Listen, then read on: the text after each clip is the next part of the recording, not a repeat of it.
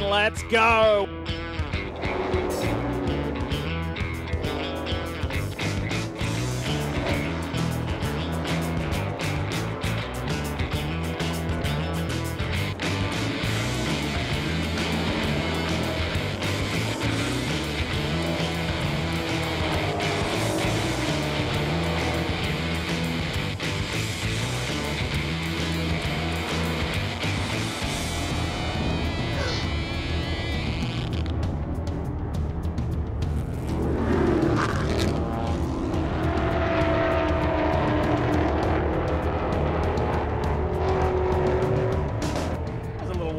That would still have some side-to-side slamming, door slamming. Luckily, there was an opening there between the traffic for him to go, and trouble. now we see the 99 car go around. It's going to get ugly now. And here's that yellow we were talking about. Head on.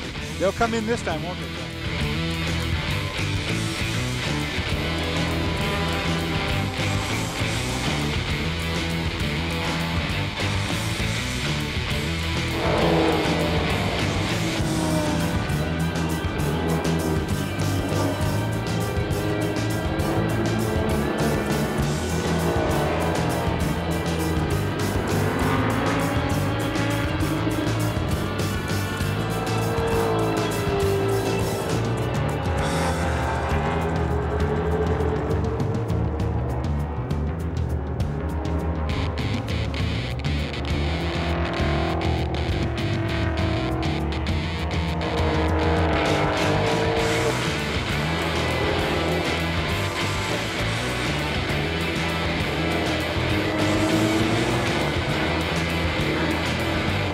Aquilani taking advantage too, comes in with a 35 Subaru, makes it in.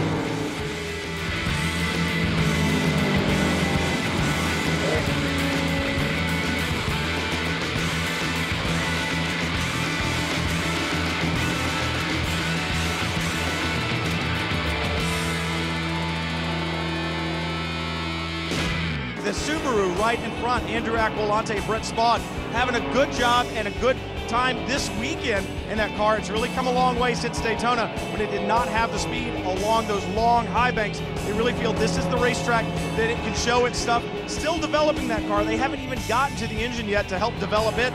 Still just trying to work on cooling on that right now. Once they get the cooling sorted out, then they can work on the horsepower and they can work on the diff as well. They haven't even adjusted it. And on an all-wheel drive car, being able to adjust the differential and apply the horsepower to the wheels where you need it makes a big, big difference. So a long way to go on the Subaru, but it's running well here today. If this racetrack keeps getting slipperier like it looks like it is, this car's going to come forward, and that differential that Brian's talking about is the split. It's got all front wheel drive and rear wheel drive, all four wheels driving, but the percentage of drive from the front to the rear can be altered, and it alters how the car performs.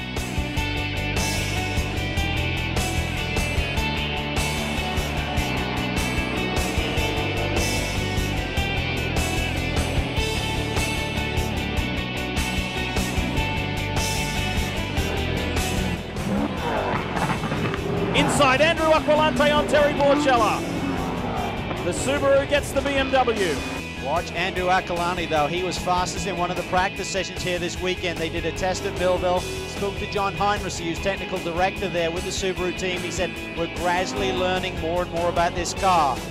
They had some spike issues with the boost, Dorsey, which really meant that they had to back down the boost they were running so they didn't overboost, which is monitored by the officials. There's been kind of a relief or some relaxation there on terms of measuring that, which allows them to run a bit more boost. They've got more power now. They're learning about the cooling system. It's not so much that it's wrong, it's just there's so many, even John Heinrichs said, look underneath the hood here. He was showing it to me, there's so many pipes and stuff. He said, I'm really getting my head around what makes it work. Yeah, it's a very complex engine. You know, it's a flat opposed four-cylinder turbocharged engine, and it's very, very compact up in the front of that car.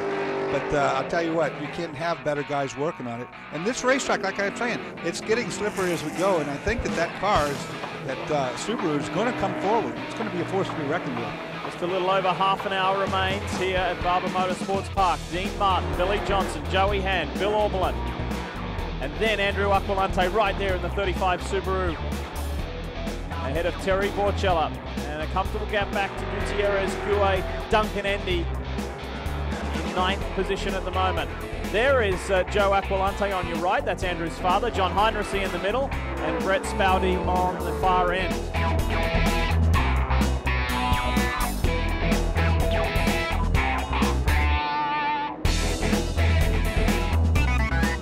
Porchella is with Billy Oberlin now. There's a handy gap back there, and Aquilante is under pressure. Well, Bill had given Joey a bit of a shot there through 5. Yeah, I knew it wouldn't look work. at this, Aquilante sideways. Oh my gosh, look at what a this. save. Look at that.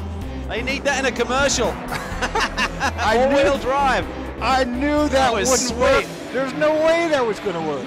And that was Gutierrez, who got a little pretty overzealous, I think, and got into Aquilante, and Gutierrez is nowhere to be found in the 29.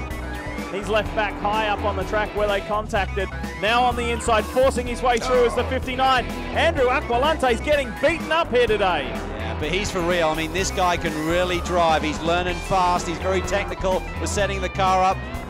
Getting a little bit wide there, really pushing the rolling speed through the corner. Struggling for grip there with that sort of speed. You got to assume, because of the ride he took across the grass, bounding through the infield and so forth, that the tires got a lot of pickup on him. He's trying to get the grip back to it, but right now he's struggling even with all-wheel drive. That was wild. We often say wild ride, but this really was one. Keep your eyes on the yellow Mustang. Watch to the left of your screen. Oof.